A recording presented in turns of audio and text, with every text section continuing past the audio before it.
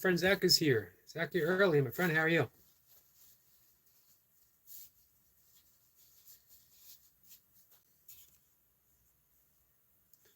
I'm going to bring up my desktop in a minute, just because it's easier to see.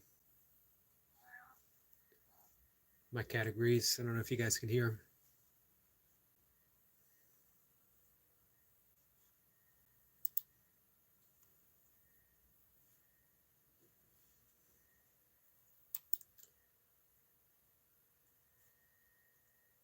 So, anyway, it's Wednesday. It's Wednesday the 17th, 2024. We are halfway through the week, for those who are counting. Zach says it's me. Charlie's here. Charlie, my friend, how are you? Nice to see you again.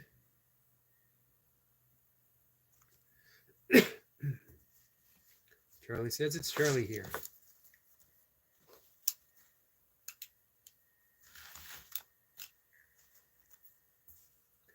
Hope you guys are having a good day.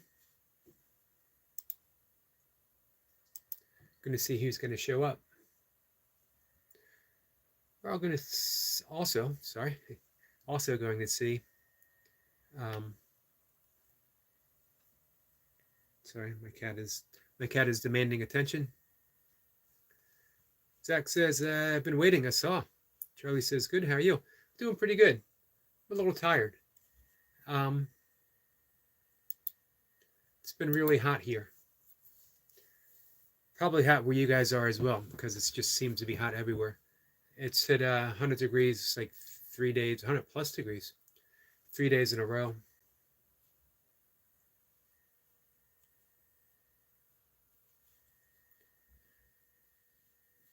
Let's see who else is up, if anyone is doing anything.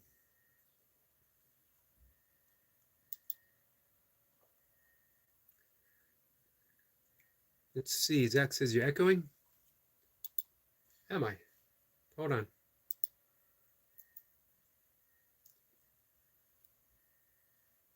I got my desk. Zach says you're echoing.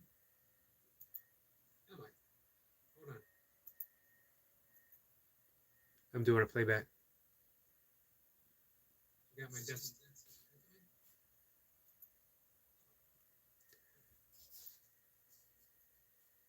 I'm doing a playback.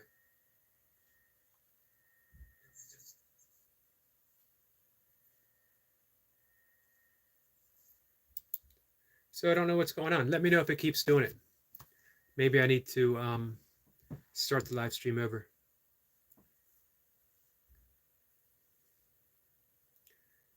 Dottie's here. Dottie, my friend, how are you?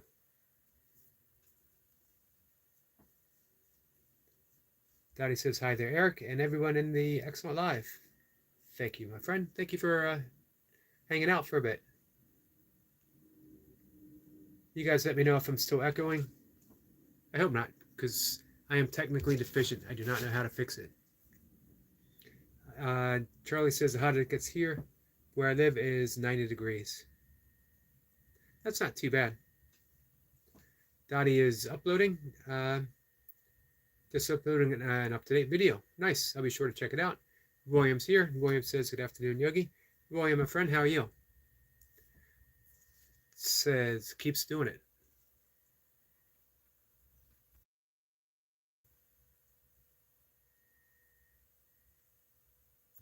Don't know how to fix it.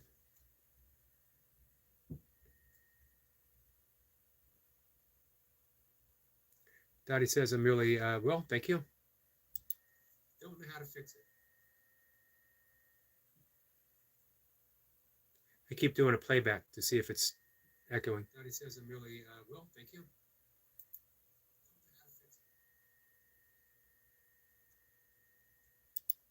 Weird.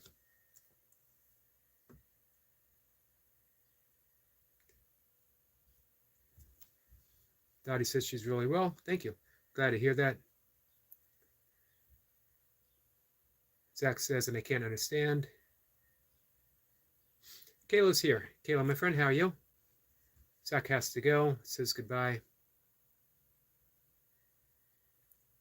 William says no echo, but if you need someone technically inclined, I'm happy to help. Well, thank you for that, William. I appreciate that. Because I am not, even a little bit.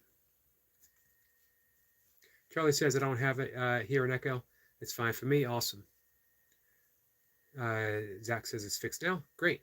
How to fix his YouTube. Okay. Then we're doing good. You guys let me know what you want to talk about. We'll work our way around any subject. And of course, I always try to bring it back to, you know, stuff, yoga stuff, that kind of things.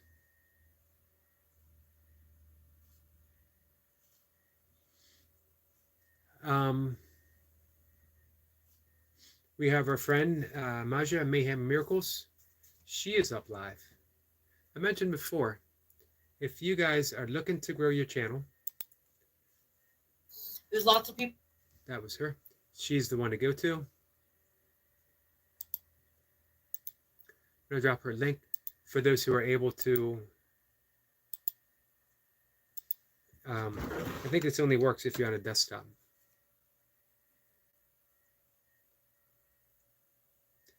Let's see. Zach says, now for more inspiration and wisdom. Always appreciate it. Charlie's going to get a new book today. What are you going to get, Charlie? Do you have something picked out, or are you going to browse? Kayla says, big likes. Thank you, Kayla. Let's see. Zach says, can we talk about One Piece? What do you mean by One Piece?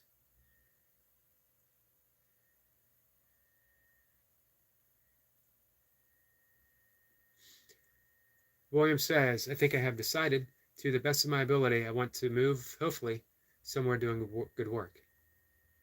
Nice. What do you need? How do you put that into action? What are the steps? Squirrel Sniper says, greeting beautiful souls from across the pond, but under the same skies. Greetings, my friend Squirrel Sniper. How are you? Zach says, your self-worth is determined by you. You don't have to depend on someone telling you who you are. So wise words, Zach. They could have been spoken by the Buddha himself.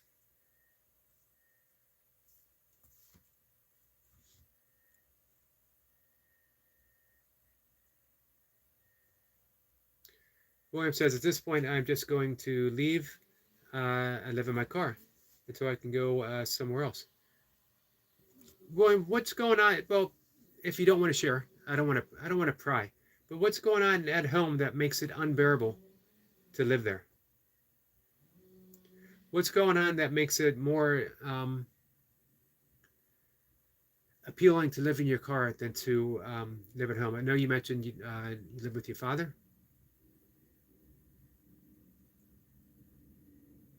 Charlie says it's a poetry book called Brown Dream Girl by Jacqueline Woodson. That sounds really good. A big fan of poetry. I've actually written several volumes of poetry that are available on Amazon.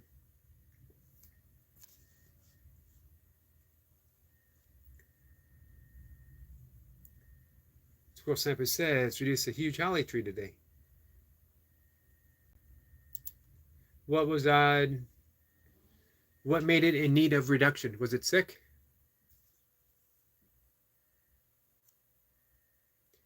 Chillin says, when Buddha was asked, what are you? He replied simply, I am awake. He certainly did. They wanted to make him all kinds of stuff. They wanted to make him into a god, into more of a transcendental figure. And his answer, as Chillin said, was, I'm just awake. Not a god. Not a saint.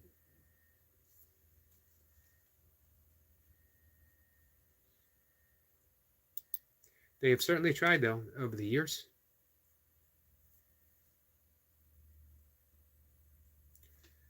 Our friend Odom is here. Odom, how are you? How's life in Tennessee, my friend? Oh, let's see. Zach says, have you got that Yu-Gi-Oh box? I haven't.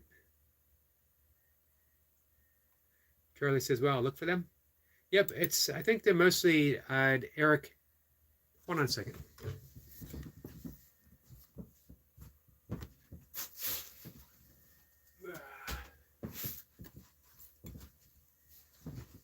Some are under Eric Paul McCarty, some are Eric P. McCarty. I just happen to have some sitting around, a whole bunch of them. I haven't, it's been maybe 15 years since I write every day. I have a blog, but let me throw this down here, guys.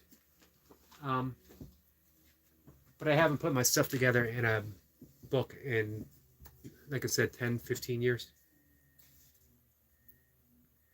Odom says, he's good, hot? Yeah, I bet. If it's hot here, it's got to be hot in Tennessee. Odom says, how are you? I am much the same as you. I am good. I am hot. It's hit, yesterday I think was 103. Another 100-degree day today. Tomorrow, though, it's going to cool off. I think a high of like 89, so that's not too bad. Timo, Optimob is here. Optimob, I see you have a premiere later today, right? 4 o'clock? Dottie says, I'm here, but listening. Trying to fix the light. I'm glad you're hanging in there with us, Dottie.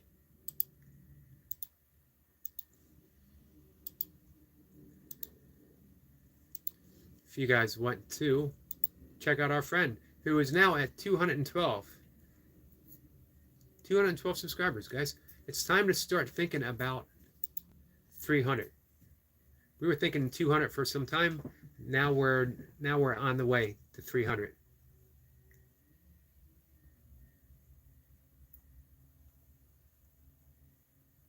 Goza says, what's up, Pelican? What's up, Pelican? Not much, Koala. How are you?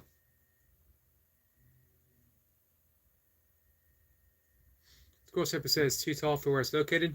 Gets done every 4 to 5 years, maintenance. Ah, interesting. We have some tree maintenance going on out back in my house right now. Kayla says, I hope everyone is well. Thank you for that, Kayla.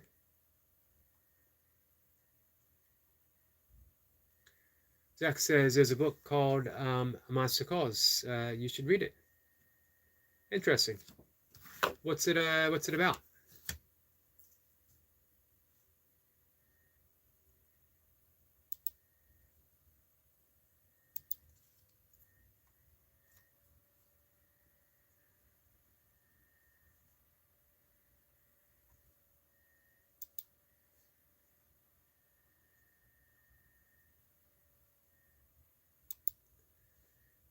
Let's go visit our friend Optimob's channel real quick.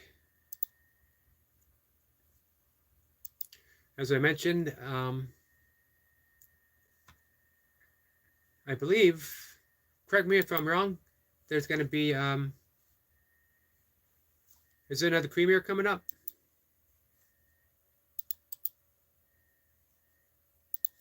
Give me 1 second, guys.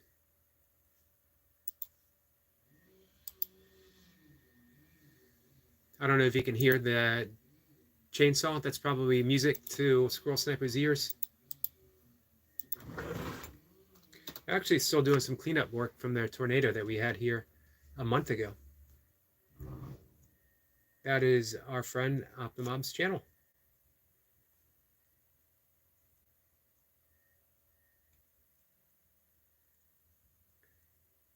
Optimob right now is at 1.79K subscribers.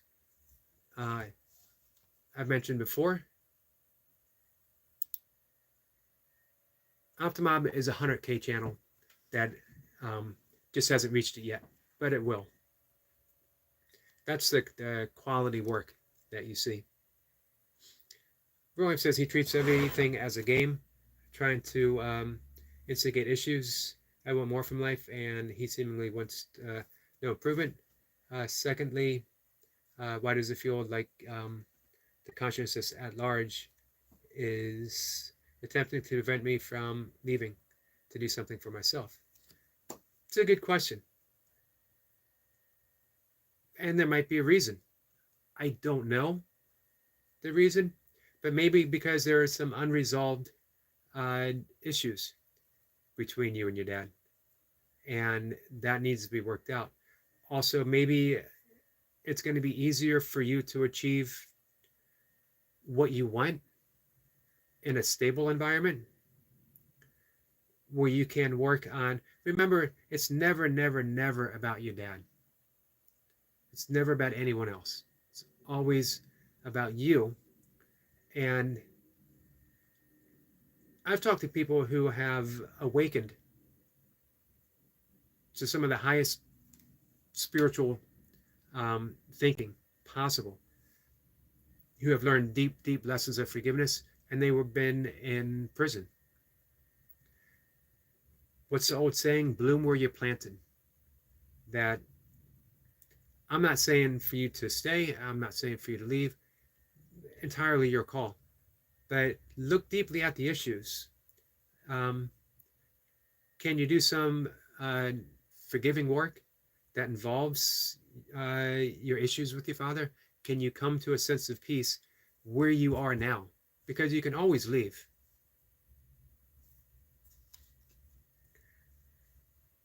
Altamab says, yes, the video is about 10 minutes. Nice. It's going to be 4 o'clock, right? I think that's your usual time. Odom is saying hi to Squirrel Sniper and Kayla Boo. Our friend Sabine is here. Hi, Sabine. How are you? Sabine says hi, Eric, and everyone. And our friend Goldie's here. Goldie says hi there, lovely people. Hi there, lovely Goldie. How is work today? Is it a 10-hour day or 12-hour day? We got a nice emoji from Kayla. I'm determined not to fall too far behind. Optimob says spoiler. I do like spoilers, by the way. I will use in the future for film in the car 2 cams outside, 3 cams, 2 action, 1 360 cam. Synchron. Today I tested the new setup. Tomorrow you can see the bit was coming in the future. Nice. I'm looking forward to seeing and comparing with your usual stellar work. Sabine says that she is fine. Thank you. I'm doing pretty good, Sabine. A little tired. Been a little tired the past few days. I think it's the heat.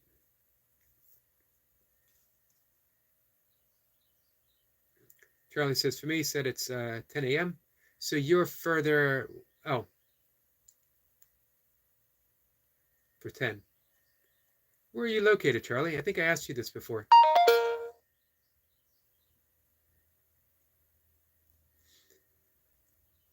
Walker with Goldie says 12 with end of shift inventory. So is that extra? Does that mean you work a 12-hour shift and then you have to do inventory?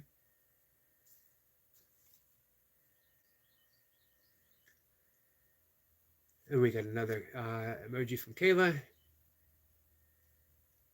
Goldie says, hey there to Kayla Boo.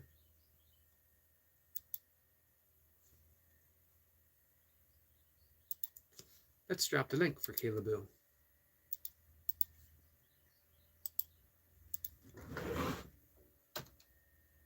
I'm always tempted to call Kayla Boo an extreme gamer because the time that she puts in, but it just doesn't seem extreme because she's so laid back. She's so relaxed. Charlie says I travel a lot, but right now I'm in Washington. Washington State, right?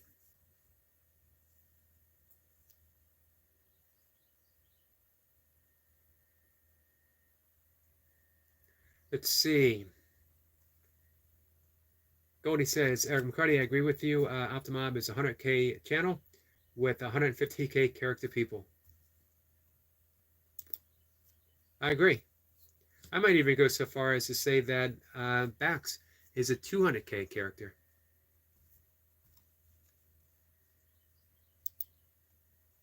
Charlie says, yeah. Only very, very briefly been in Washington State. That was the airport as I was flying to Alaska.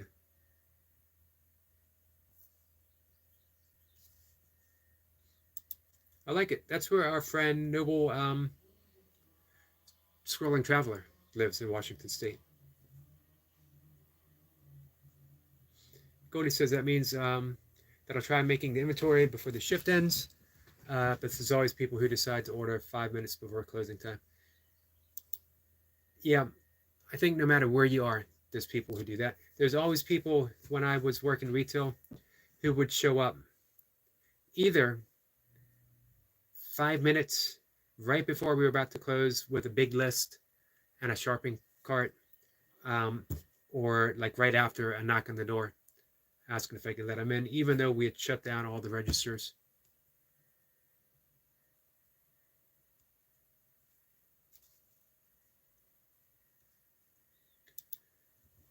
Okay, let's start walking with Goldie. So, William, I did want to reiterate that, yeah, I'm not leaning in one direction or the other for you, because it's, definitely not my call to make. And as your friend, I support you in any decision that you make. But I do want you to be comfortable, relax. I want you to be able to always make the best decisions possible for you.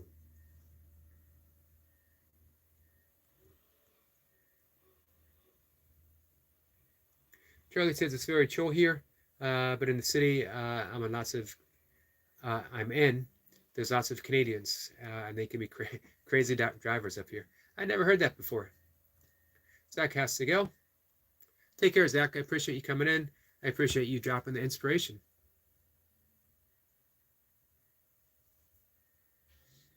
Gordy says, yep, made the inventory and the money, and people were asking me to make pizzas 5 minutes after closing time. Gordy says, I say no. I used to do things similar.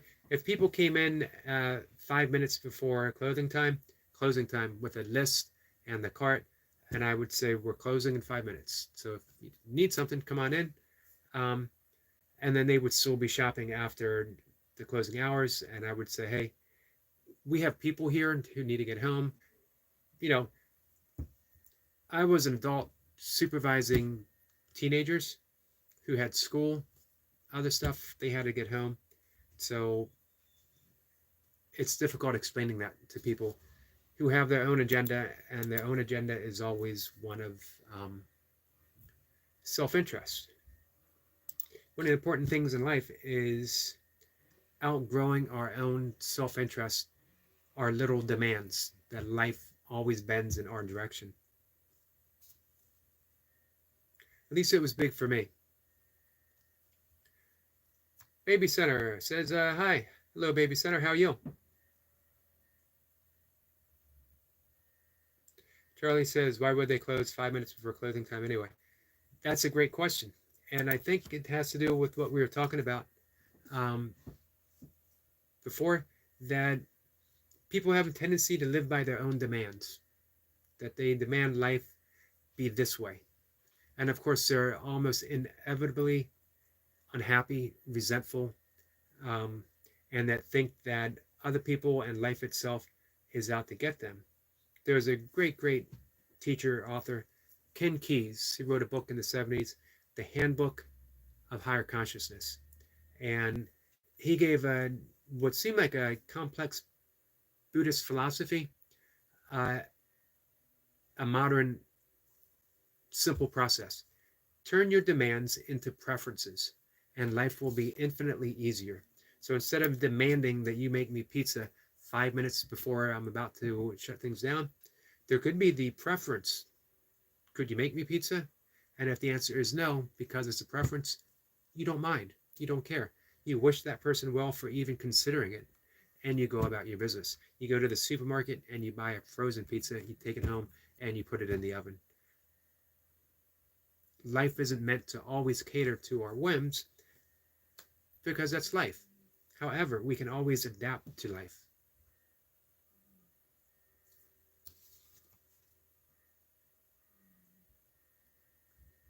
Baby Center says hi to Zach and hi to Charlie. I appreciate you coming in and let's see. I appreciate you coming in and saying hi to everyone.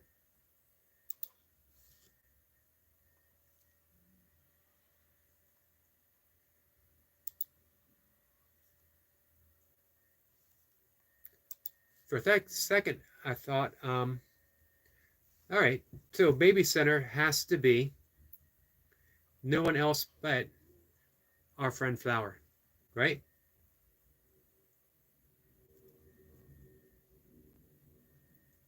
William says, yep, that's me right now, Yogi.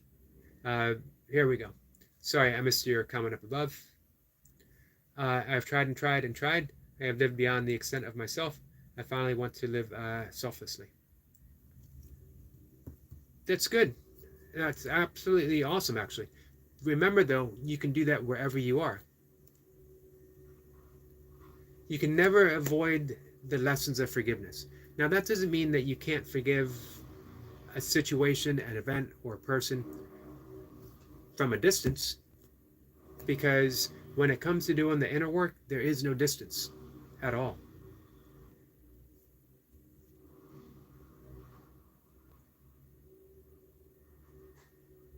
The greetings gave it away.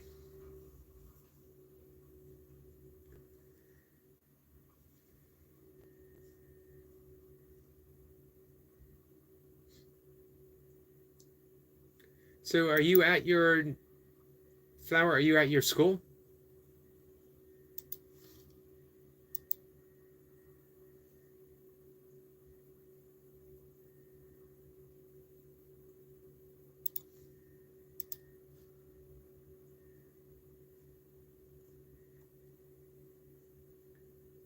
Optimop says, greeting from Switzerland.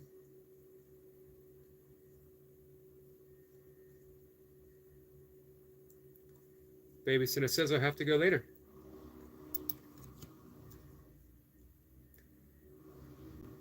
So, at the same time, the lesson was on me. Someone showing up that close to closing time. That, yes, I wanted to go home. A long day. Um, and yes, I needed to send my workers home. They had a long day. Some of them probably still had homework to do. They needed to get to bed, go to school the next morning. At the same time, the people showing up had needs as well. So you try to do what's best for everyone to the best that you're able, and then you let it go. You just surrender it. You can't carry the weight of everyone's expectations on your shoulders, otherwise, eventually, your steps will falter. That includes your own expectations. Sometimes our own expectations are the hardest and the most dangerous because we don't cut ourselves any slack. We don't give ourselves a break. That one dude is here. Hello, my friend, how are you? Babysitter says my laptop battery is almost dead.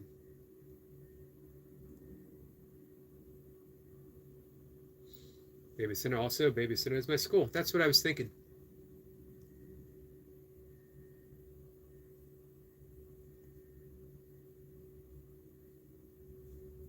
Well, it says um, selfishly. And exactly, why not in a place where I believe I'm inclined to find work or something more in line with what I want from life? Absolutely no reason whatsoever. Although it's harder. It's always going to be harder in a car without a fixed address. So just something to keep in mind.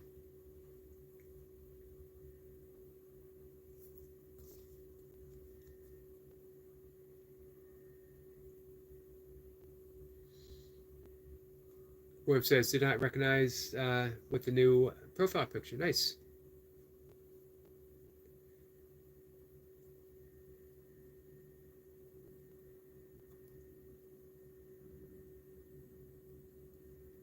That one dude says, he's well, little tired. My grow rooms are too humid today, so this is worrying me. What can you do? What can you do to reduce the humidity?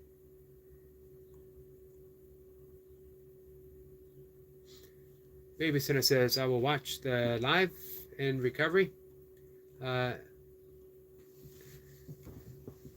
on another laptop, but can't comment because I'm not signed in. Well, I appreciate you hanging in there with us.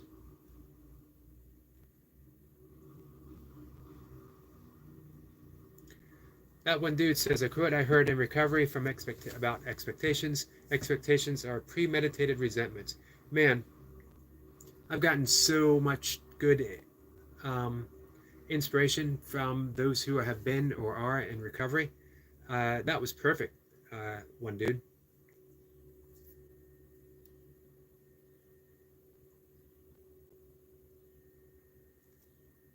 One of my favorites from recovery, you can never get enough of what you don't want.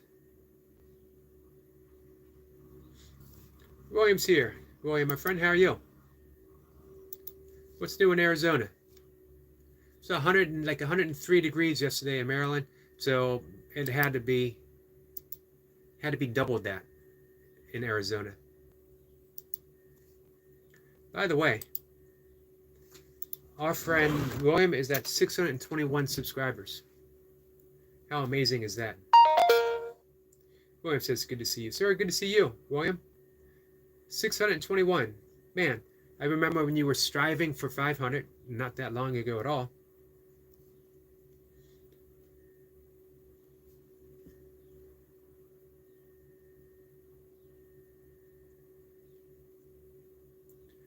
One dude says, add airflow to mitigate. Nice.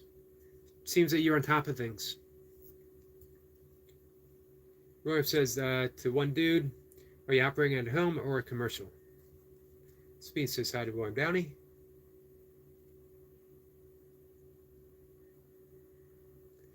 Let's say that one dude says, same here. I'm mostly California sober these days. Nice.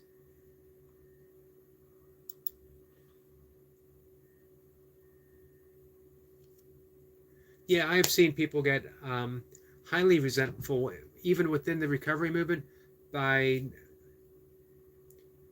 people who don't abstain from everything that someone else thinks they should abstain from. It's always about someone else's good opinion. This is why Abraham Maslow, when he talked about self-actualizing, and he was asked, what is a description of a self-actualized person? And he said the self-actualized person is independent of the good opinion of others.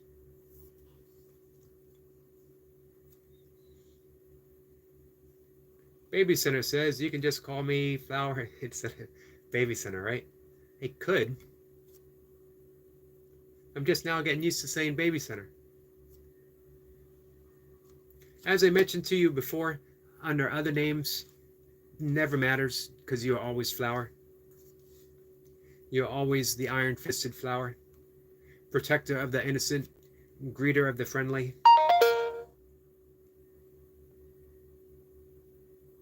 William says, nothing much, trying to stay cool and out of the heat. Man, how are your dogs doing in the heat, William?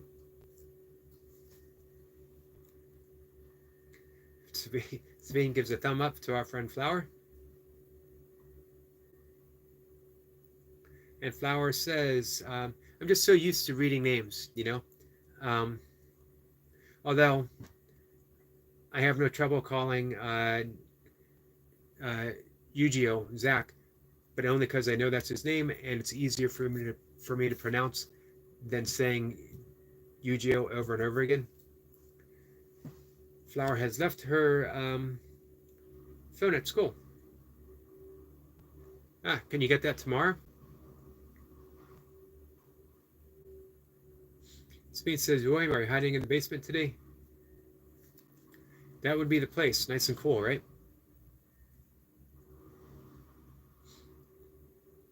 One dude says, I've had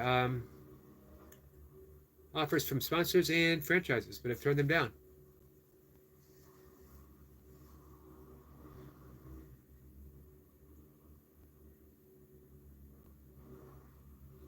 Let's see. William says, I am not sure I understand the opinion of good opinion of others. We're not obtaining from what someone else believes. What do you mean? That the good opinion of others, that someone always has their value, their thinking, their opinion of what you should do, how you should live, what your life should be. And that the self-actualized person is independent. Doesn't mean that if someone had good advice, they wouldn't take good advice from someone, but it just means that they're independent of that good opinion of whatever that person is demanding of them in their life. They go about with their own inner compass. It's what Herman Melville called our inner Tahiti, our insular Tahiti. That within the center of every person, the infinite ocean of our true being, there is an insular Tahiti that is an island of peace. And that's where we reside. That is what Abraham Maslow was saying, that to be truly independent of the good opinion of others means that we follow our own inner dictate, our own inner wisdom, above and beyond the opinion of others.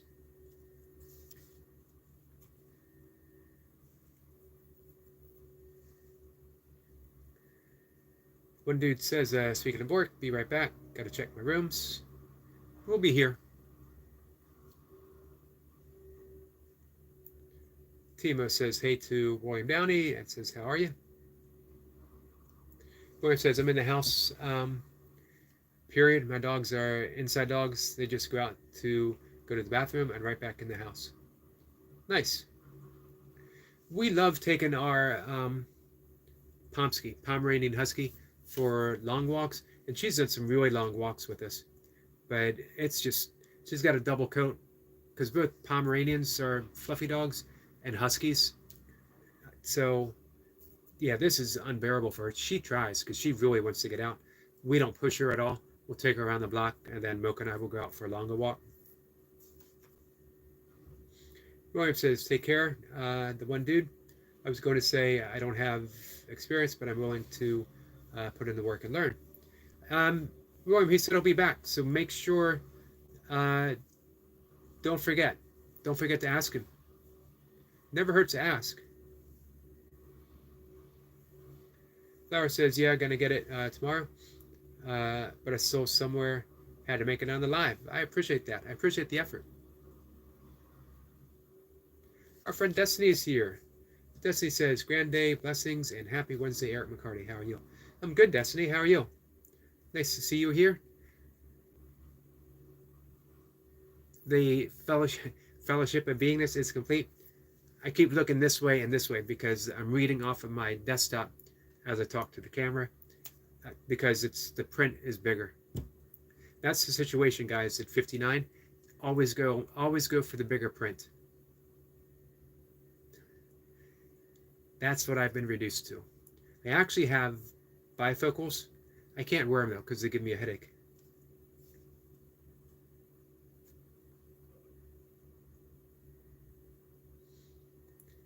Optimov says, William Downey, what about the pool? Use the pool. That's excellent advice. Hey, Timo, how hot does it get in Switzerland? Don't know if I asked you that before. Timo says, you can cool down a bit in the water.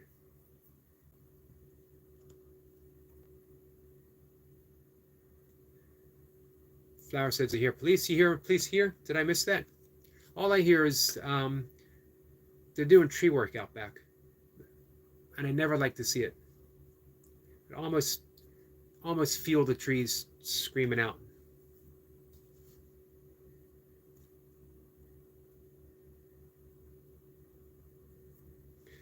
Let's see.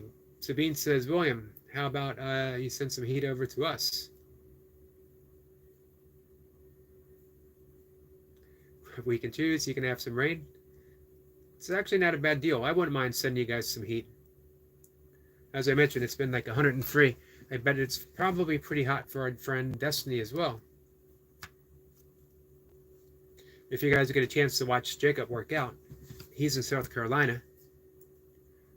Our friend Selina is here. Selina says blessings to you. Blessings to you as well, my friend. Our prayers have been going out to you. I think about you daily. I offer prayers to you daily. You, your sister Dana.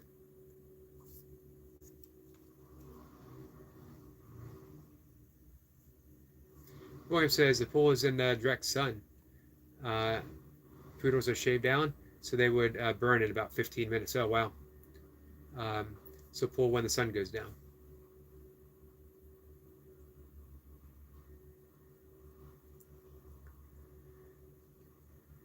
Timo says, better say how cold. 70 C if it's hot. That's not bad at all. Nice. I would love that. I think Mocha would say that would be the perfect temperature. Destiny says, hello and happy Wednesday to everyone. Many blessings to you all. And many blessings to you, my friend.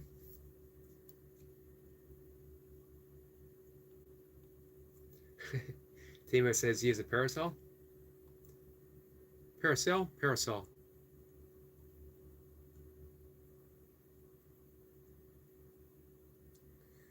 Beside the pool, people call me Timo the Inventor. I can see why. William says, usually, also I'm usually here, just that I am mobile and Bluetooth headset. I often walk around or take the patio, so I don't always have immediate response. I usually don't have if I show up. I usually don't have if I show up. William says our pool is closed for maintenance at the moment.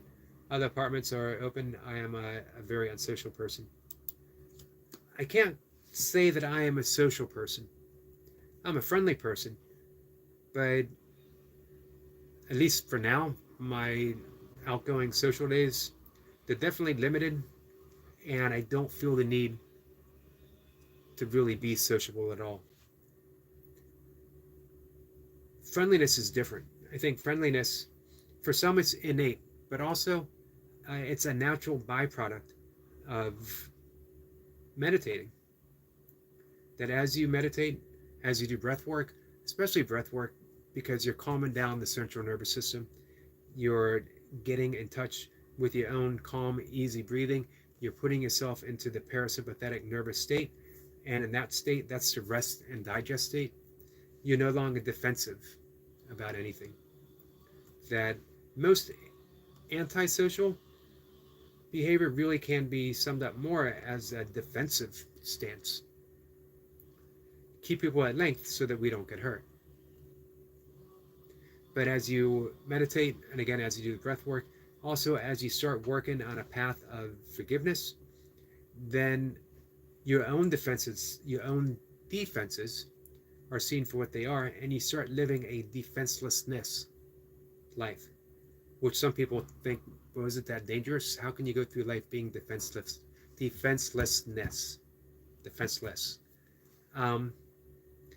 Is because we're not saying not keeping yourself out of harm's way, not protecting your family, because if you're truly going to be defenseless, then you have to protect yourself and you have to protect others, including protecting the other that is being perceived as attacking us, because we are offering unconditional love to whoever comes into our life, and sometimes that means taking the steps necessary to keep that person from hurting themselves by hurting us, if that makes sense.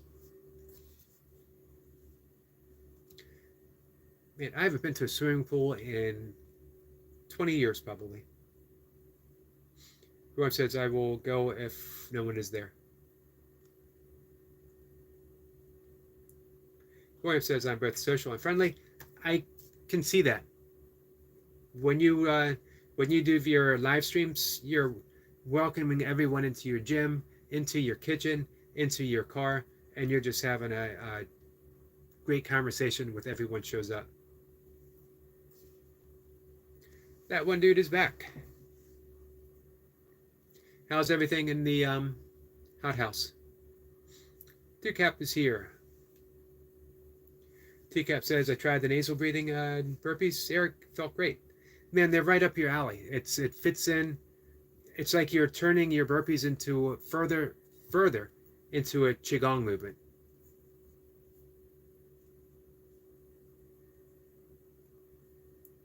Two Cap says, sounds like some 5-ring theory of life. It does, actually. And that is not far from the thinking of, I can't remember his Japanese name, the O Master, the founder of Aikido. Sabine says she'll be right back.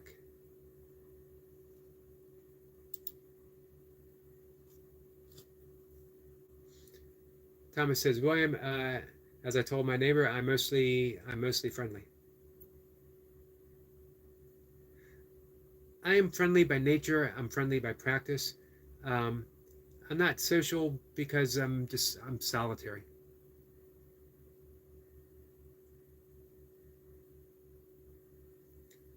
That one dude says humidity down 3%.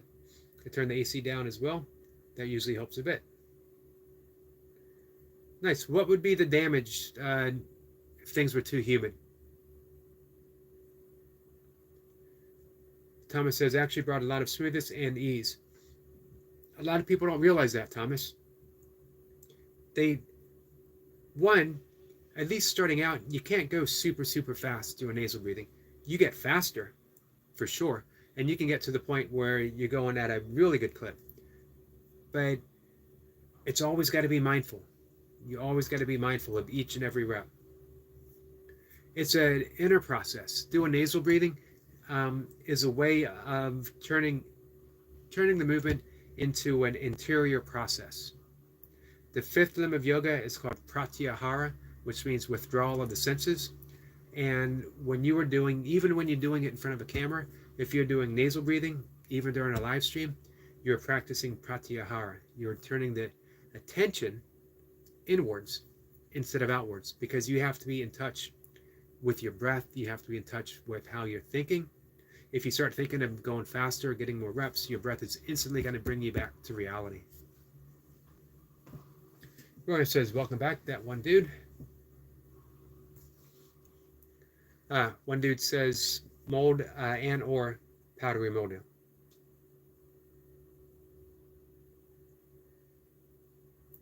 Thomas says, yes, Eric, I love people, but I prefer it's on my own terms, selfishly. You know what, though?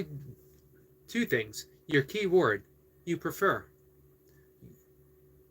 I was talking about that ahead, turning our demands into preferences, and how much easier life is when we have a preference versus a demand. Every demand we ever make upon others and our life and upon reality is always going to lead to some kind of suffering in whatever form. But if you can turn it into a preference, we can all deal with a preference. Preference is just infinitely easier. And the other thing is that selfishly, I'm not so sure it's selfish at all, really. You're protecting your own inner energy, and when you protect your own inner energy, you also have more to give to other people. Balancing.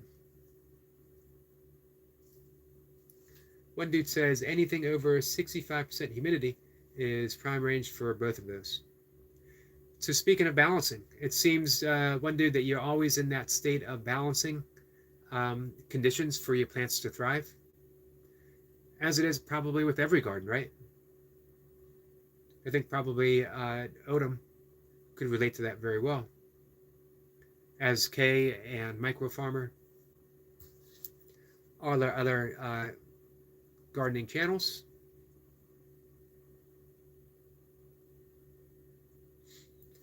Thomas said, I was springy on the pumps, but sometimes had to catch my breath. It gets easier and easier with practice.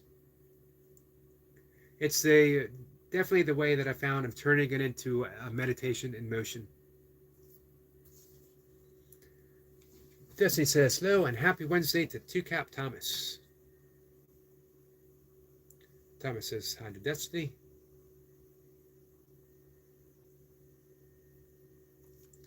That one dude says, thanks. Does everyone else meditate with their cats? They seem to love it. They do seem to love it. Um, I have a cat up here that loves to meditate with me and will, when she decides to meditate, she'll literally knock on my door. Um, Sometimes push it open as it doesn't latch all the way. And then I have a cat downstairs that is more into my yoga practice. She definitely wants to do yoga with me. Per Fishman is here. Hello, Fishman. How are you? Nice to see you dropping in to say hi. Our friend Leo said so is here. Hello, brother Yogi. I hope your day is well, my guy. Stay safe. Stay strong, bro. Much love and respect. Sending all the good vibes. Appreciate it, Leo. How you doing, Leo? Are you getting ready to do your reps? Leo says, hello, yoga family, yogi family. Hope you guys are doing good and having a great day. Stay safe, guys. Appreciate you stopping in, Leo. Always appreciate you stopping in. Lisa says, well, I sure wish I had time to join in. Hey, Lisa, I appreciate you just coming by and saying hi. I'll be going live again, usually like 5-ish.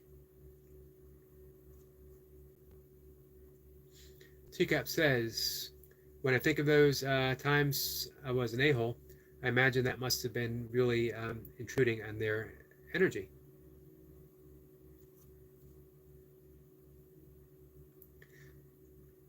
Could depend on the person.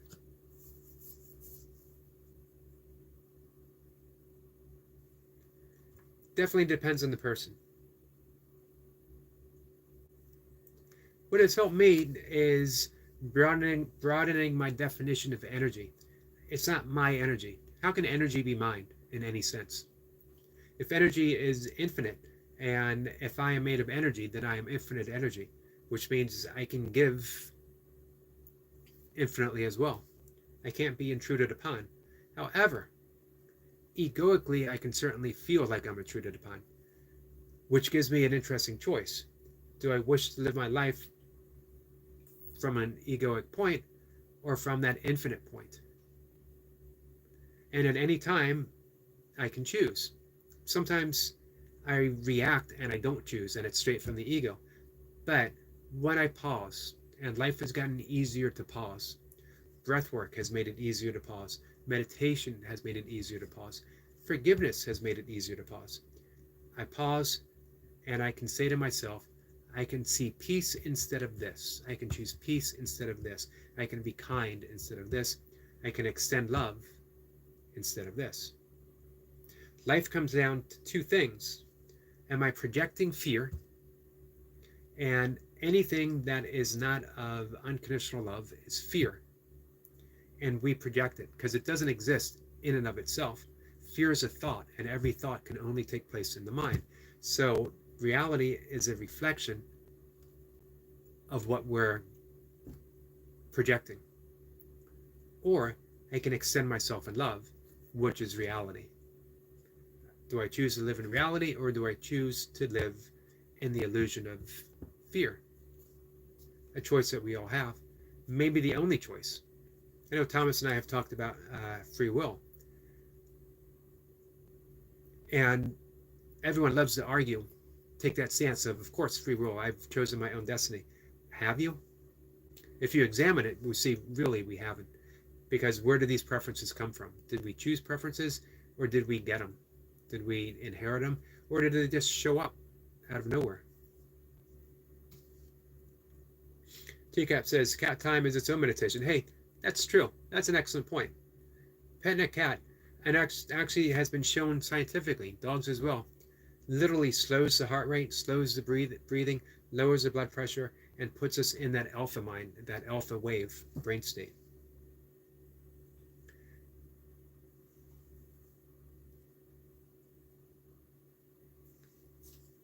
Let's see, let me catch up here.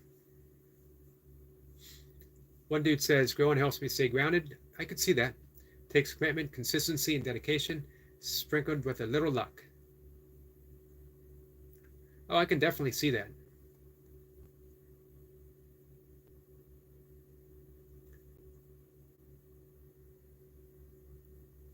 Optima will be right back. Desi says, hello and blessings. Leo said so. You slayed today. Your 205 burpees. Awesome. So Leo already got his reps in. I'll be sure to check it out. Got to support our burpee brothers and sisters. Professor says he's good. Nice.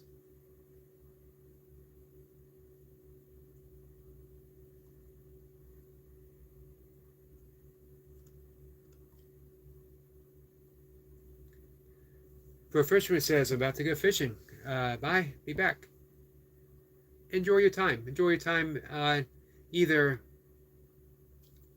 at the pond or lake or ocean or bay or maybe even a stream. Leo says, just did my 200 reps. 5 pump burpees. Just to keep the streak alive. 192 days. No stop in sight. Awesome. Leo's going to be one of those 1,000-day streakers. Burpee King, Unk. I'm not there yet, but I will be sometime next month. I'll hit that 1,000-day, and then I'm going to reassess and see what I want to do. I keep thinking back into kettlebells. Burpees will still be part, but they won't be the main part. Frishman says, nice Leo. Thomas says, my cat's always hanging around if I sit still a moment. Yeah, cats are very, very intuitive.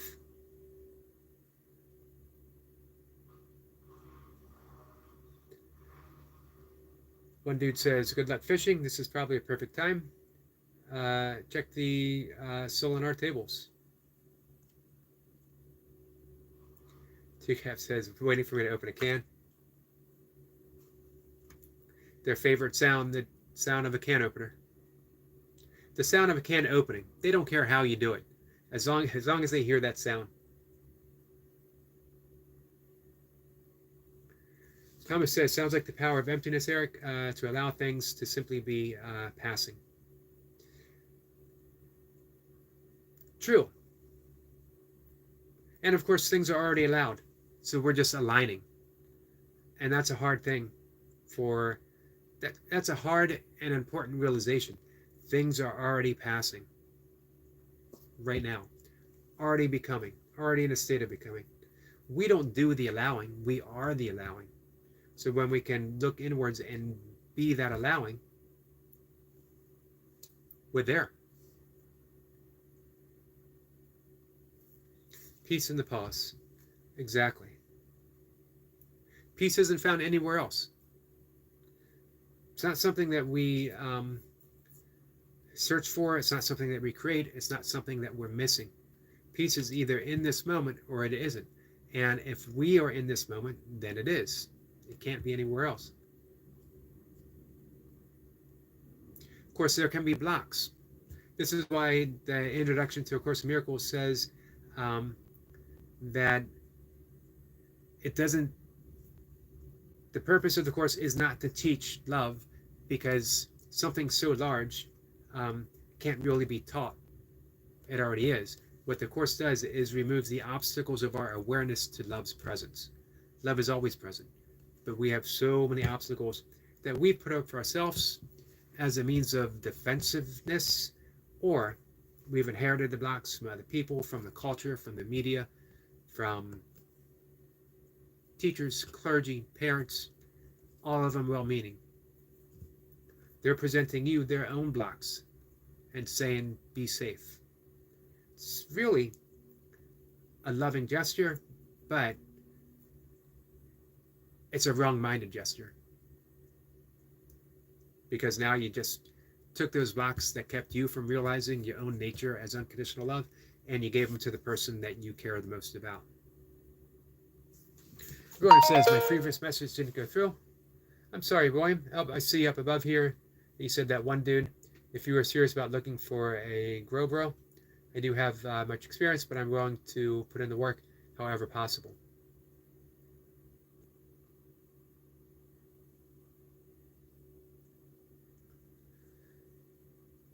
One dude, I don't know if you heard me read William's comment. He has a sincere question for you, my friend. One dude says another great quote mantra: "This too shall pass, the only universal truth." Basically, what Buddha taught. Why we suffer, because we seek to cling to that which is passing.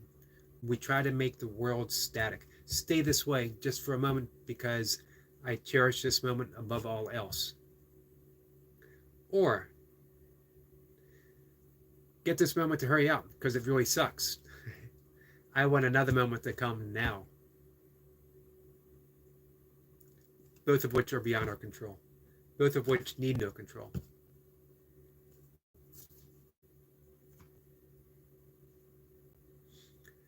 Check out the book, 3 Pounds Per Plant. Interesting. What is that about, Thomas? I would think plants. Speaking of plants, I was just an old book I read back in the 80s, The Secret Life of Plants. I have a book by his son, and I was skimming through it today. Absolutely love the whole communication of plants, between plants and other species, and between plants and ourselves. William says, wrote it down.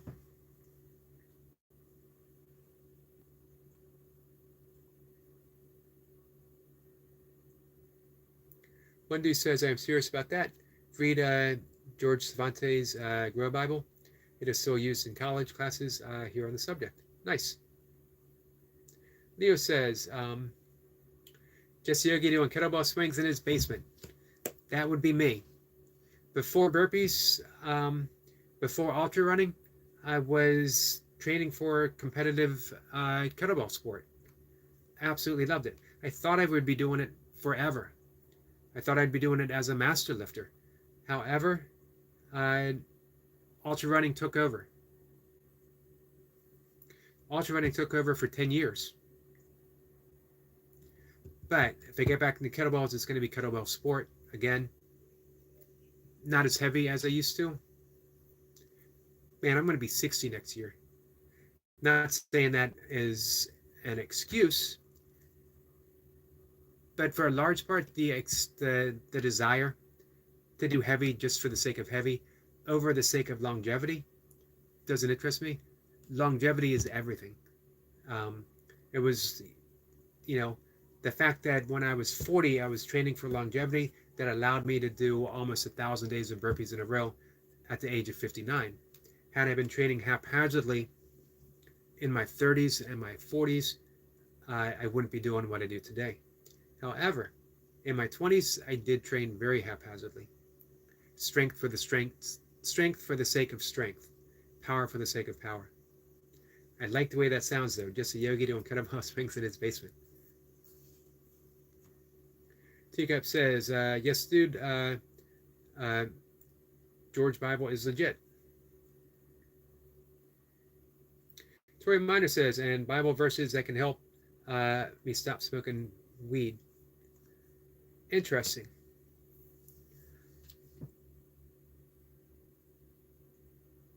I don't know, to be honest. I don't know if I have Bible verses. I know that if you sincerely want to stop smoking weed, that it can happen on its own.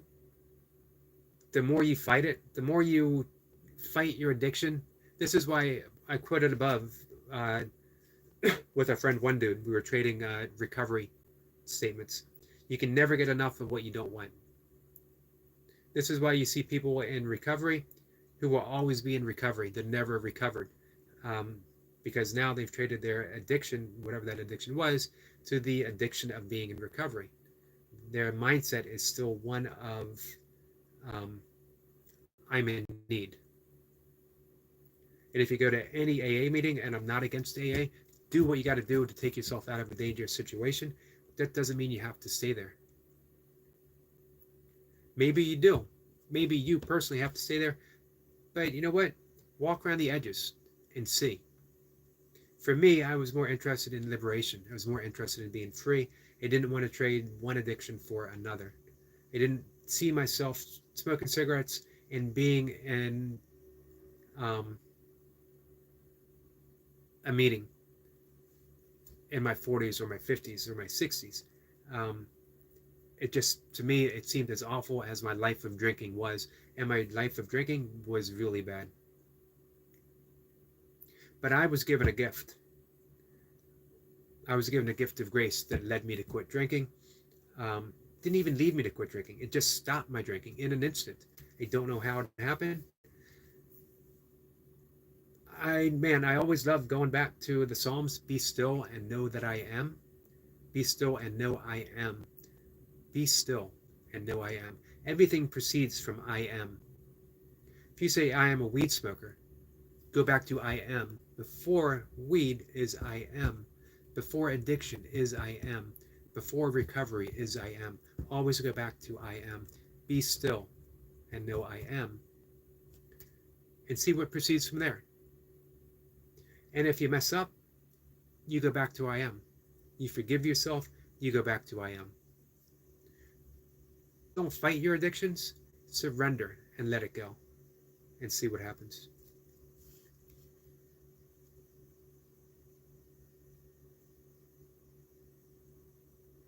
Good luck on your journey, Tori. Always feel free to stop in. You can talk about it. You can ask for prayers. You can ask for energy. You can help other people who are going through their own struggles, for sure. Teacup says, I read that back in junior high.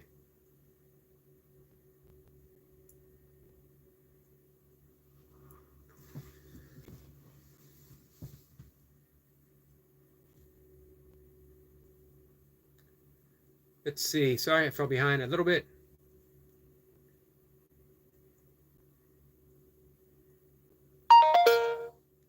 Teacup says, I read that. All right. One dude says, Bible verses are not my forte. Good luck, though. Teacup says, I don't know, Tori, but I imagine so. Like sands through the hourglass. Teacup says, between breaths, we touch on death. I was actually talking with William yesterday, and I was talking about the Soham meditation. That Soham is a natural mantra of the breath. As we breathe in, so, as we exhale, hum. And in between is an infinite stillness that we find ourselves falling into. And that's what Paramahansa Yogananda called that deathless state, where we're literally between breaths. If you're not breathing, are you dead? Or are you the infinite itself? Do you realize your own deathlessness? That's why it's such an essential yoga practice, pranayama practice, kumbhaka breath, literally meaning breath retention, especially the extension on the on the external breath, the retention on the external breath before the breath comes in. Nothingness.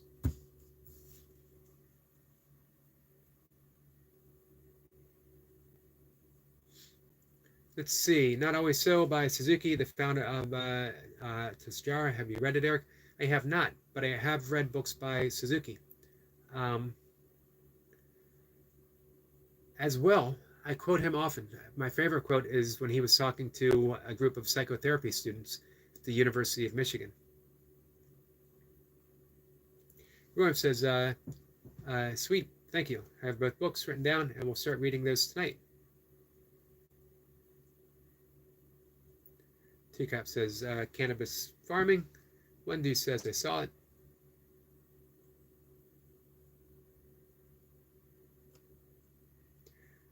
Bird Lover Mirrors here, says Sir Yogi and beautiful people. Hello, my beautiful friend. Great live stream today.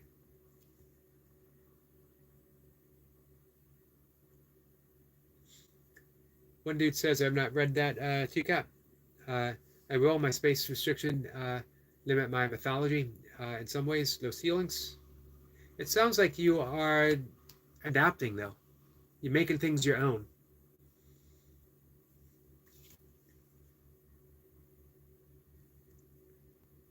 Teacup says, hello, Bird's Lover.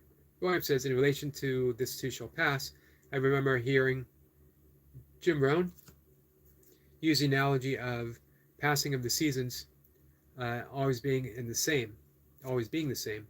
Why be surprised when it does? It always has and always will.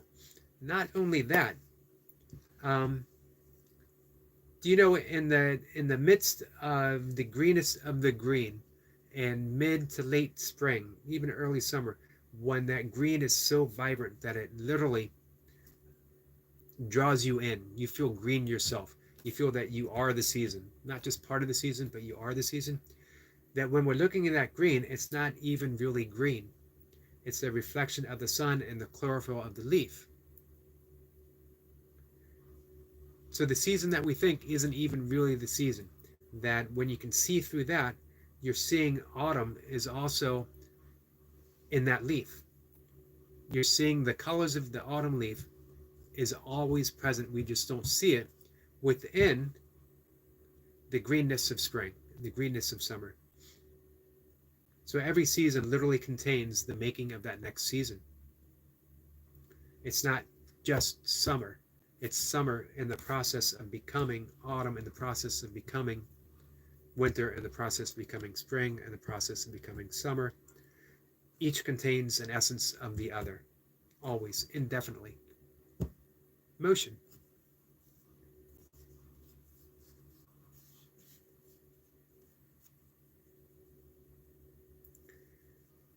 Let's see. TCAP says just apply what works. I suggest letting that space. You two got a lot in common. I had forgotten. I know what Thomas had mentioned, his own fondness for growing. He had mentioned that to Reaper, what, 1 or 2 days ago? Nice. Glad you guys get the opportunity to talk. One dude says, my PFB is about Mississippi kite I spotted yesterday. There was a family of 3 kites, actually. Nice.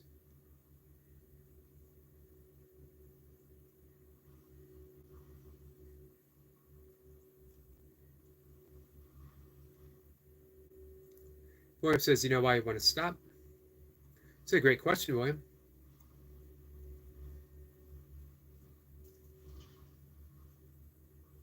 As 2Cap says, good question.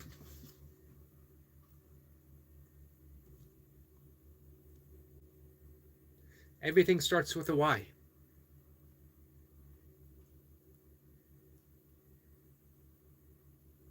One dude says probably a job that prohibits cannabis. Does that count even if it's medicinal?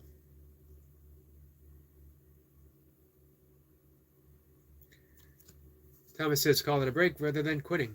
Take some pressure off, fall off the wagon, and get back on. Good advice. I always don't call it anything. I never got up on a soapbox and told the world that I was going to quit drinking. I just stopped because I was no longer a drinker. In an instant, I became a non-drinker.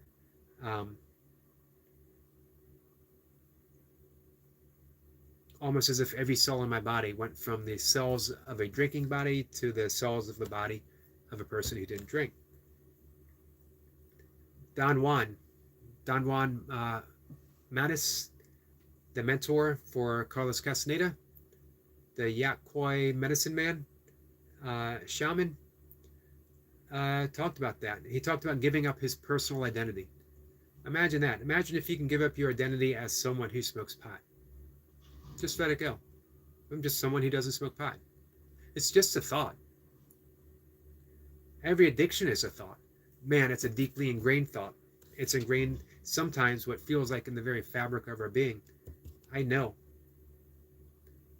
However, when that thought is let go for whatever reason, a moment of grace, through the practice of meditation, through breath work, or whatever, when that thought is let go, you're nothing.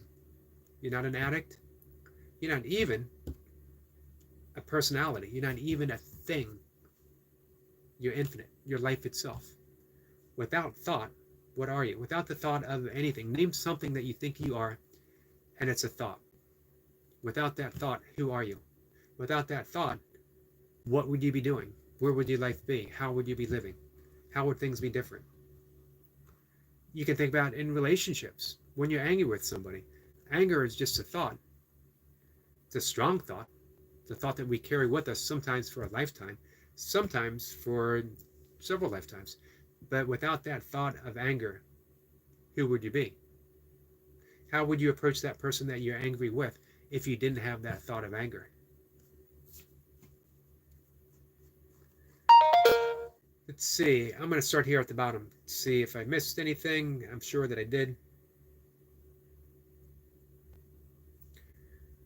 TCAP says, perhaps his regret for ever having smoked pot.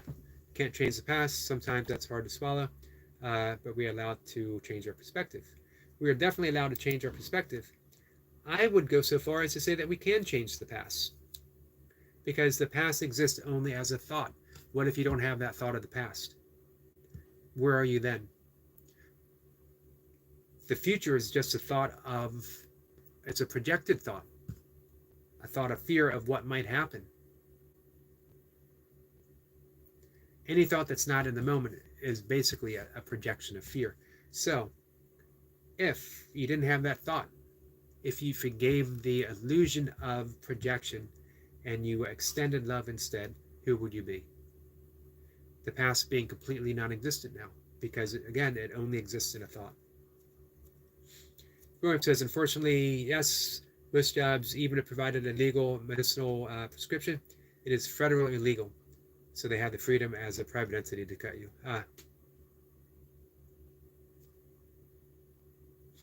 Mir says, hi, Sir Yogi, and beautiful people there. Hello, my good friend Mir. Mir says, not even. I found him for a personal improvement journey.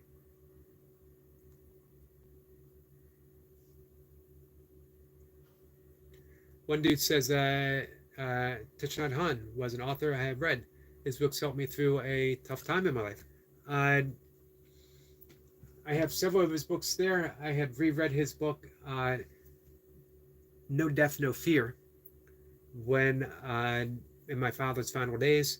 And every time I read that book, it brought tears to my eyes of what I was going through, what my father was going through. It was a comforting voice in a time, like one dude said, a tough time. It was a comforting voice in an amazingly difficult time.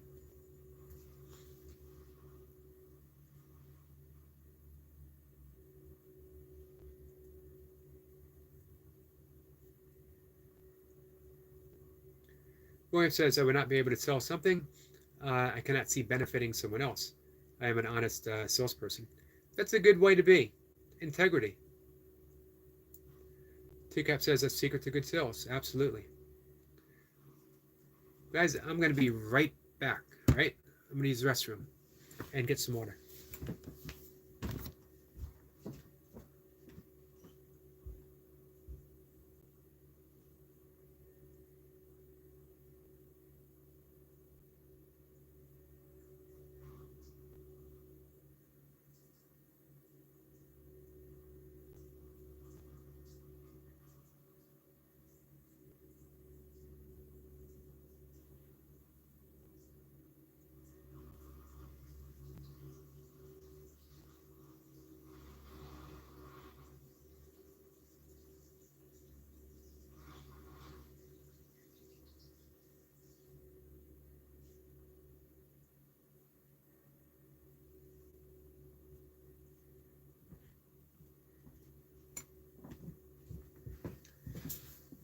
Sorry, guys. I apologize.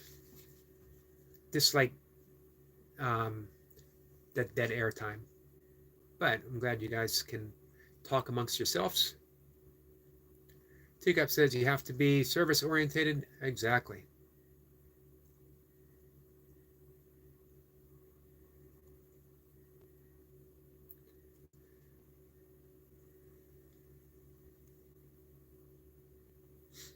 TCAP says, I know I have mixed feelings on my use. I just try to keep things appropriate. What are the mixed feelings? Mir says, thanks all friends. Your kindness is very amazing. As is yours, Mir. You do such great help for so many people here. I see Mir in every live stream that I go to. Jace, Jace, my friend, I'm sorry I missed you come in.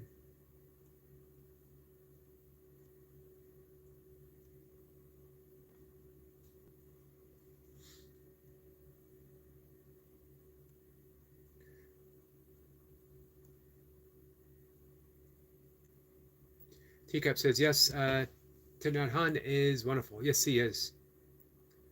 Yep, I have his book on anger up above on one of the shelves. Several of his books on mindfulness. I love his interpretation of quite a few Buddhist texts, especially the Heart Sutra, which is one of my all-time favorites. And I have his book that I haven't read yet. I have it for several years, my bookshelf in the other room, on power, the true art of power.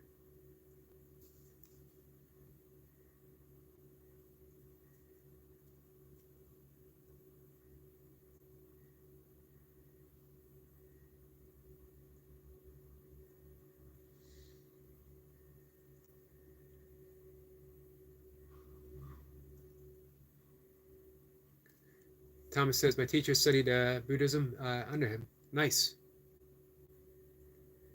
In Plum Village.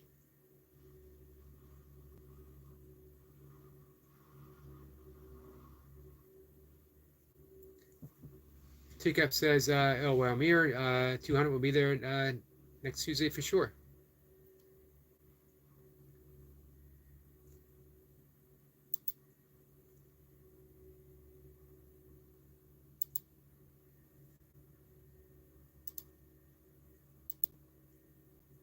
Let's make this journey easier for our friend Thomas. It's always easier to subscribe to somebody if you can click on their link.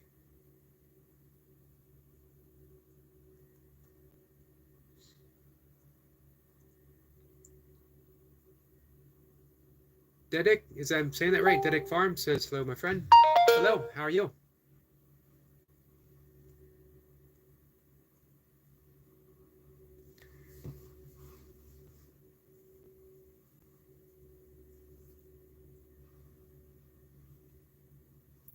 Teacup says, this is how you know Eric is not strictly Buddhist, because he would have denied the suffering of having to use the bathroom.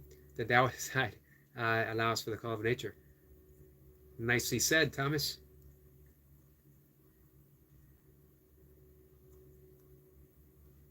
As I have been immersed within the Course in Miracles again, I've been studying it for well over 30 years with different periods of being fully immersed.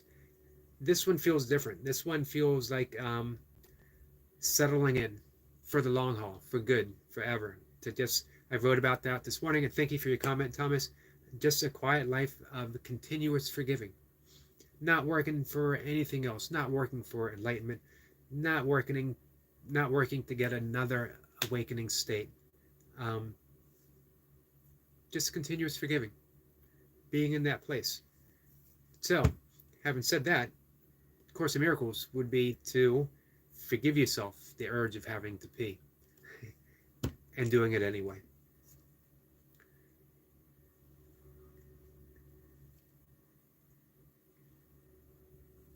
Jacob's here.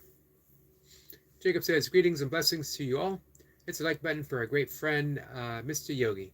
Big salute to you all. Thank you, Jacob, and welcome, my friend. Jacob once again put in some serious work, and then Jacob gave one of the most heartfelt talks. Him and Jace are definitely brothers as far as this is concerned. One of the most heartfelt talks I've heard on YouTube, bar none.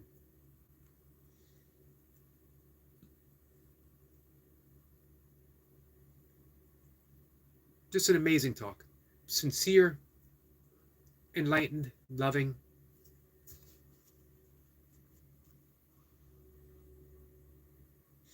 Jacob says he's feeling recovery since 8, rested a bit. How about you, brother Jace? 8 and rested. That's how to do it.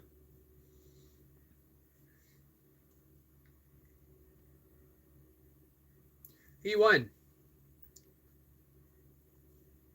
171, buddy.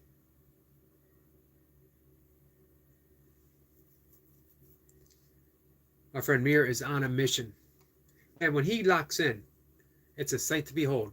When he says 190, he works, and you get 190. Two-Cap says, yes, love that talk, Jacob. I remember Thomas saying, this talk is why I came here. It's funny how we don't know that until it happens. We think we're there for the reps, and the reps are awesome. Jacob never disappoints in reps. And then he gave that amazing talk, and you're like, well, wait a minute. This is why I'm here. This is what it's all about. You can get reps everywhere. All of it good. All of them high quality. But reps with love, man, that's a rare commodity.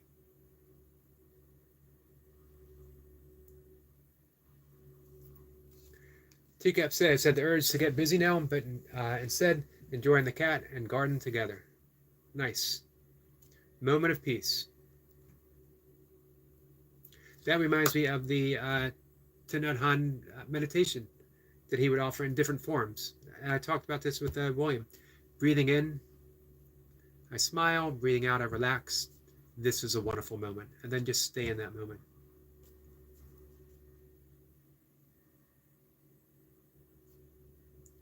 Teacup says, picking tomatoes. Jace says, from the heart, Jacob. Definitely. And Jace would know because I keep mentioning it over and over and over again. And as I mentioned before, Jacob's a natural yogi, as is Jace. Every day gives that heartfelt message.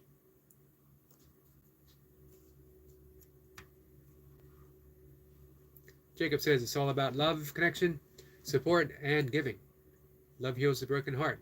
It certainly does. Love is the great revelation that the broken heart is meant to be broken so space can get in.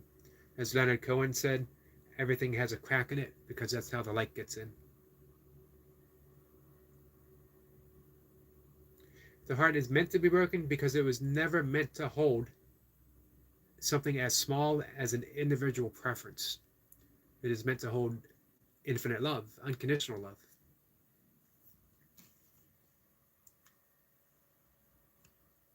Teacup says, post-reps clarity. Yep, it's like the runner's high. You see things clear there for just a little bit before life comes rushing back in. Jacob is dropping some links. Thank you, Jacob. One dude says, I love these discussions of reps and workouts. I need to get back on my routine of yoga and jailhouse style workouts. Hey, one dude, are you subscribed to Jacob and Jace and Thomas, our friend Reaper? Who else do we got here? Leo said so. These guys are putting in those jailhouse workouts.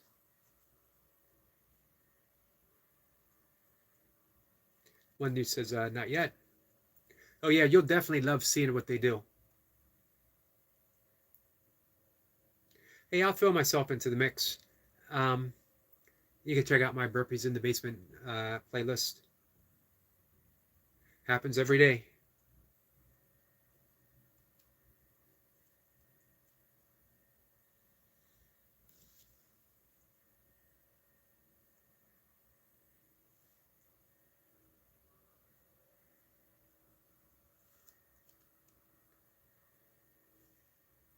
We got some more links dropped by Jacob. Awesome. As I mentioned before, Jacob just goes right into work. Doesn't make any announcement. Hey guys, look what I'm doing. He just sees what needs to be done, starts helping people.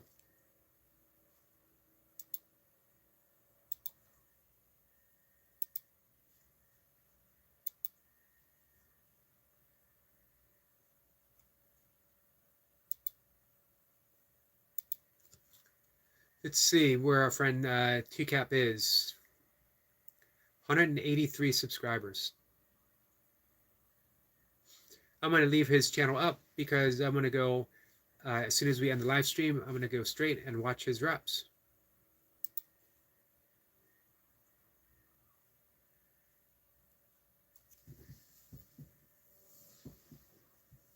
Jay says, we are inspiring each other every second. Y'all you're all in my positive thoughts, and each provide me that small difference. Thank you for that, Jace. And you're definitely added into that for sure. God's will says, hi, popping in. It's Elijah. Been busy. Also was in the hospital, but hope to see you again. Hey, Elijah. Sorry to hear you were in the hospital. I'm glad you stopped by today and let us know. And this way I can keep you in our prayers. Man, I hope you're recovering.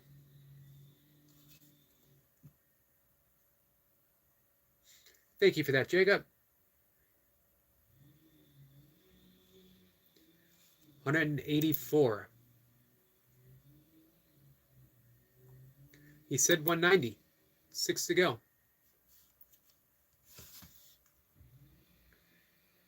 So relatively soon, I was going to call it an afternoon. I'll be back. But let's stay just a little bit longer and see if we can get there to 190.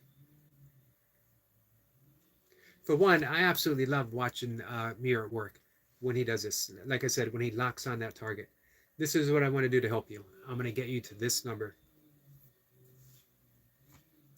William Hart, 185. Thank you, William.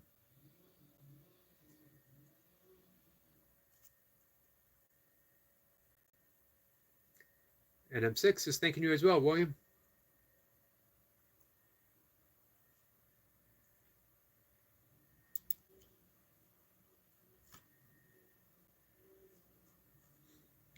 I don't know. Hey, Thomas, have you ever looked into A Course in Miracles? Some people describe it Buddhism or non-duality or yogic wisdom for the West. Again, it's been an invaluable companion for me forever. It is very strictly non-duality, although it's cloaked in the language of Christianity. It's not Christian per se.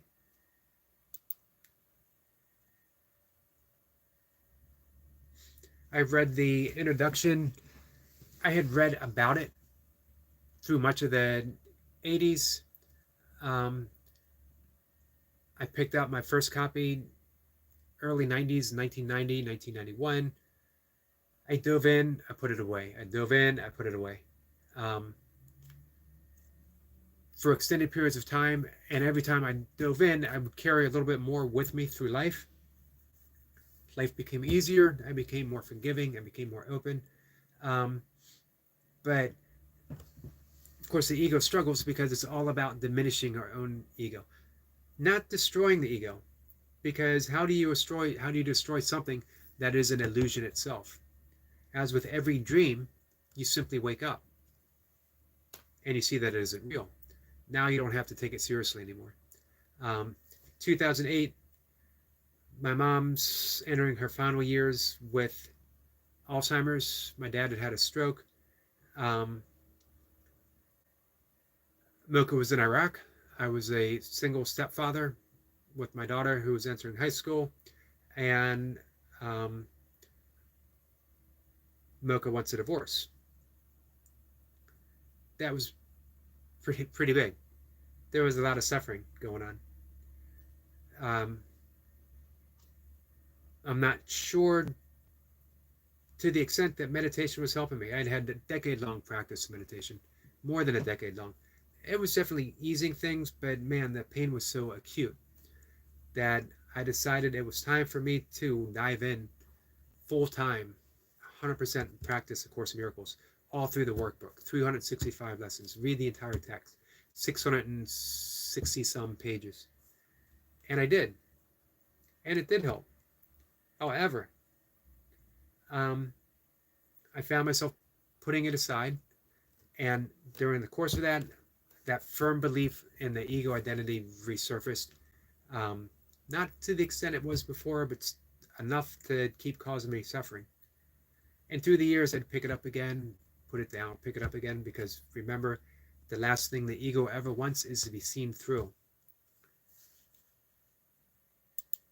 A little while back, I got that urge, and it's along the lines of what I wrote about this morning, to just simply surrender my entire life to not my ego, not my needs, not my demands, but to simply give a life of full, committed, forgiving and forgiving and forgiving.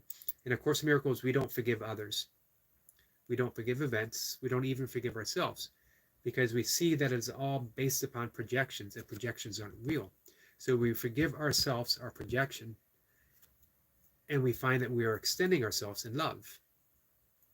And we do that through the process of forgiving, reminding ourselves that God is the love in which I forgive.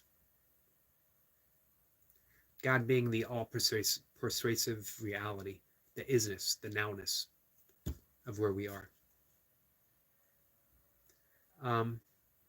As well as surrendering any fear that I have towards earning an income. I refuse to say earning a living, as living has been granted to me and to you and to everyone else. Earning an income is a different matter. So there's a little bit of fear committing to that, surrendering. Can I earn an income just by being me, here, YouTube, talking about this stuff? And the answer is, I don't know. I don't know. Maybe there's a knowingness that I can surrender to. It's been more than, in such a long time. I just feel absolutely free. There's not the absence of fear. There's not the absence of everything. I just feel free of it, if that makes sense.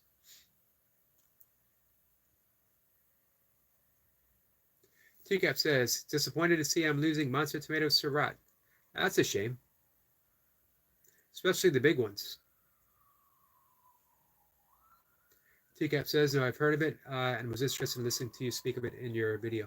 Yeah, actually, all my recent videos, and there's a playlist, have been talking about it. We got 187. Eric Lapointe is here.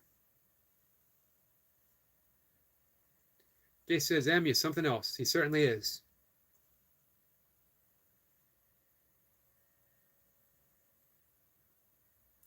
Teacup says, surrender sounds more effortless than devotion. You know what? I think they end up being the same. They end up being exactly the same. And now we're back to talking about non-duality, which is a favorite subject for both Teacup and myself.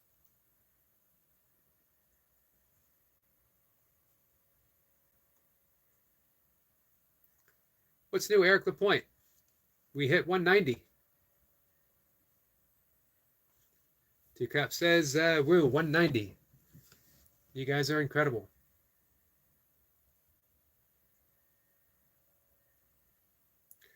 Jay says, low 2. ELP. I like that.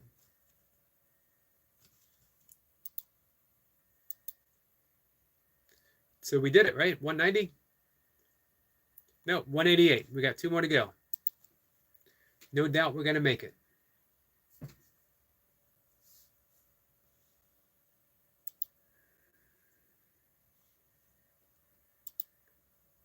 What's new on the Christmas tree farm, Eric Lapointe?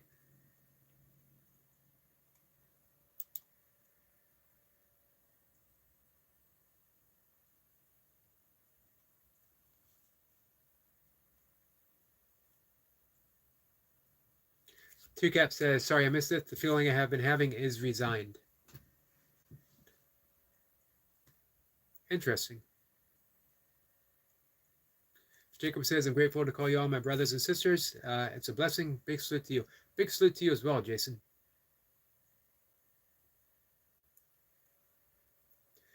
Resigned. But you know what?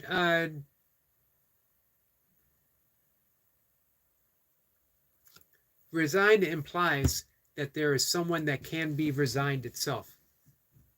That it's an action that someone, something can take.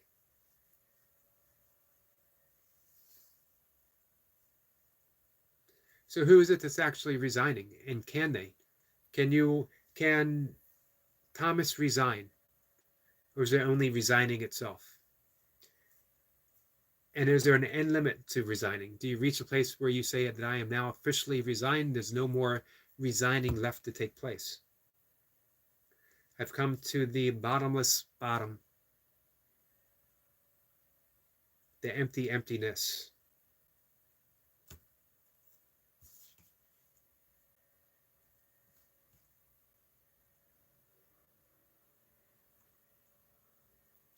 $189. Two-Cap says the ego. Thomas is resigned to the will of Tommy Two-Cap. I would say yes. It's the ego that thinks it's resigning. I would think maybe a spiritual trap.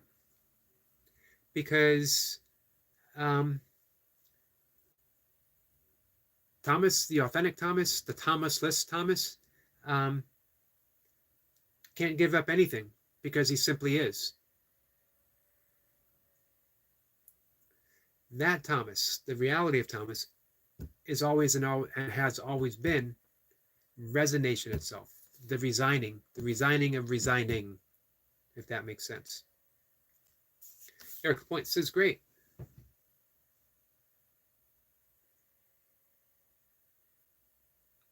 Two-Cap says, just accepting the inevitable future as the now and forever.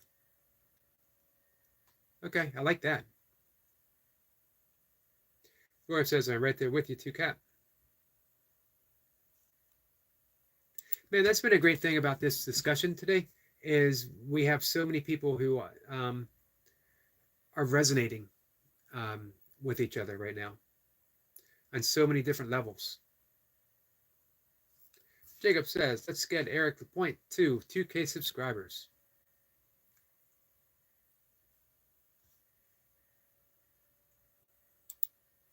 Mr. 2K.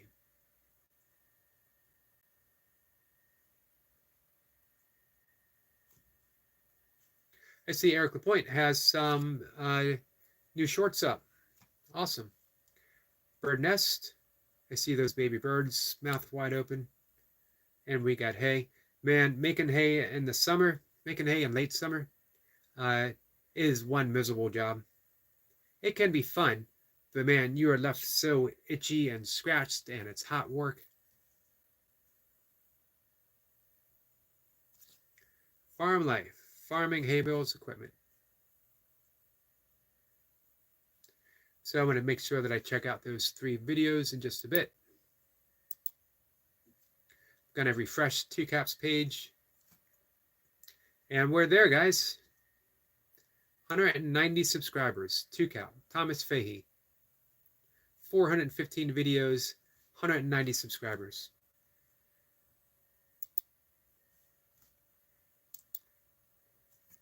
Well deserved for our friend Thomas, who puts out quality reps.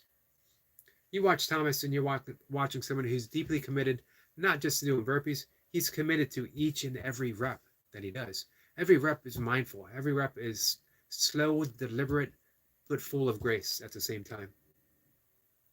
Thomas is one of my favorite people to watch doing burpees because of that deliberateness,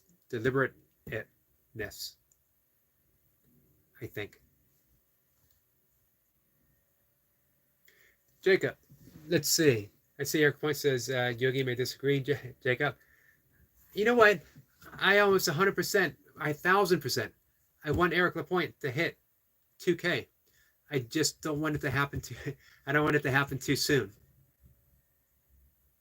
But I'm going to tell you, it's going to be a race for time. Because when I hit 1,000 reps, or I'm sorry, when I hit 1,000 days in the burpee game, 1,000 days in a row, then I am retiring my burpee title. At least momentarily. And I'm picking up the kettlebells, guys. As Leo said, it's going to be just a Yogi doing kettlebell swings in his basement. Just a Yogi doing clean and jerks in his basement. Just a Yogi doing snatches in his basement. That doesn't sound right at all, guys. Does it? Jesse Yogi doing snatches in his basement.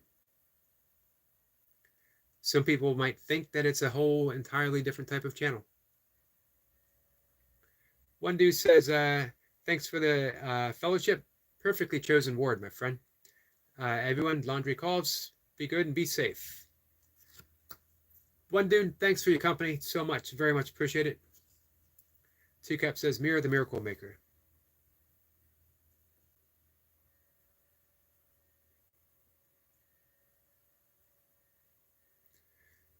Thomas says it's actually part of a cure to our ills. We let go of one image and are free to pursue a new, beautiful image we had never considered. I agree. Or we allow the beauty of the image that is ever present to embrace us, and we simply stay there. That's why I said or. Because nothing has to be set. Nothing has to be, I always get the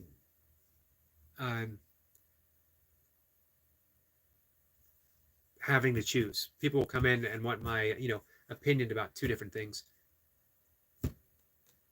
You don't have to have one. Nothing wrong with having an opinion, of course.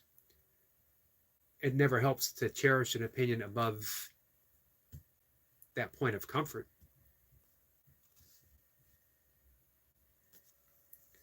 William says, you too, that one dude? Yeah, again, well deserved. Well deserved 190 for 2 Cap. And as Jacob says, Jacob dives right back in. Let's get him 200 subscribers. We can definitely do that. 2 Cap says, just a yogi in his basement. That's me. I actually have considered that. But people keep saying, man, you got to shorten your title. It's too long. It's too cumbersome. No one likes it. No one likes saying it. I hear that on other channels, which makes me all the more contrary that I want to keep it. Maybe I'll just interchange it. I could be just a yogi doing laundry in his basement. Just a yogi reading a book in his basement.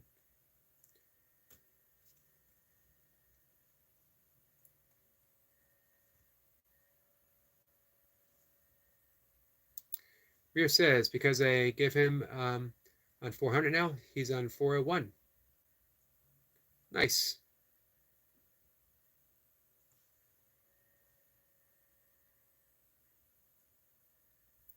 Jacob says, I know, but I want to help you, brother.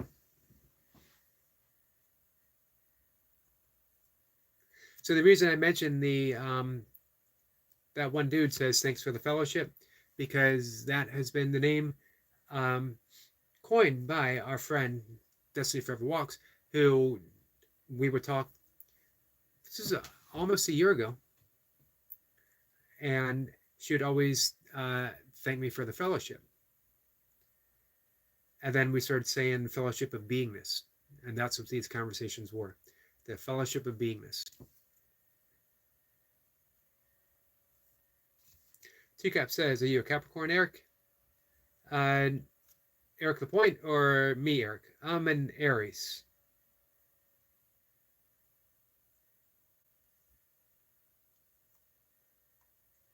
So, all right, guys, I was committed. I wanted to stay on the live stream until we hit 190, and we did. I love when that happens. And it's happened a lot for so many people here.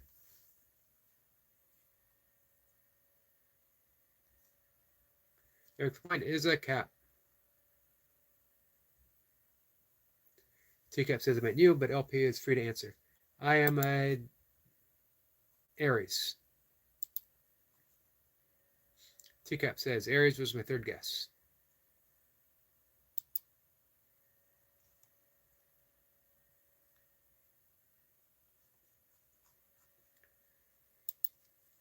So, guys, we'll shut things down for the afternoon. TCAP says definitely something hooved. Jace is a Sagittarius. I have a fondness for hooved creatures. I got my somewhere here. If you can see it, my hooved friend playing his pan flute. Pan, the Greek god, the Mesopotamian god of fertility and wild places. He would play his flute, causing a pandemonium.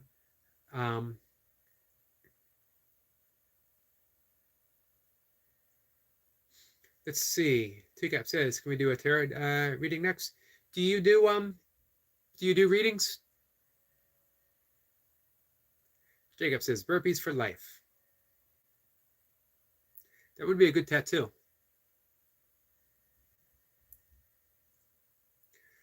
I am not proficient in tarot reading. Milk is pretty good. Our friend Empress of the New Earth is really good. Do you do? Oh, says infrequently. I should get Mocha to bring over a deck and we can just. I like the thought of doing a card daily, pulling out a card and letting the card speak for itself. You know, not a full reading, but just one card, giving us an intuitive sense of how the day is going to unfold or even how the conversation is going to unfold. Jacob says, "Thank you again, brother, Mr. Yogi, having me on your live stream. Once again, big salute to you and blessings to all. Blessings to you, Jacob. Thank you again for all the effort of helping everyone, especially after you put in that big effort yourself." Teacup says, "My deck recently warmed up."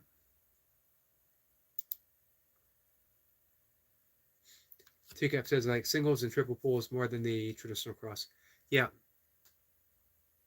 For me, especially single. I've thought of most recently doing a class to get the basics down again, as well as using them for inspirational purposes before my writing, to just pull a card and then write from there, write with whatever the energy of the card. Of course, you can do that with almost anything. I've done it with books. You just skim through the book, wherever you stop, a word catches your eye, write the meaning of whatever that word has for you. William Burroughs used to do what he called cutting, and he would take magazines and newspapers and cut out words, and then he would arrange them intuitively, almost like he was working with a deck. It's all one energy, and we're working with that energy. Different means. It's all inspiration, and we're working with that inspiration. But I always tell people, don't believe, if you say that you have writer's block or a creative block, don't believe it. Because there's no such thing. There's just the belief in a block. How can you be uninspired? Look out the window. There's always something to write about. Write about not being able to write. Write about writer's block. Write whatever. William Burroughs. Naked Lunch. Junkie. One of the great beat poets. One of the great beat authors. Contemporary of Ginsberg and Kerouac, Neil Cassidy, Gary Snyder. Shot his wife, unfortunately, in the head doing a William Tell routine at a party. Of course, he was stoned. That didn't help matters. Teacup says, "Writer's constipation." Yeah, that's an apt term, because it's that the blocking of our inspired energy. We just need to set it free again. Teacup says, "Interesting tool." It is an interesting tool for sure. So yeah, try that cutting technique sometime. Just as something interesting to do. Get a newspaper or a magazine and cut out words and then just arrange them, rearrange them, see what comes up. Jay said, "Food time." Food time for me as well. So, guys, I'll be back in about 2 hours. If you're bored and have nothing to do, come on by, say hi, and hang out with me. We'll have some fun. We'll talk about more stuff, whatever stuff there is to talk about. Much appreciated. I will see everyone later. Take care, guys.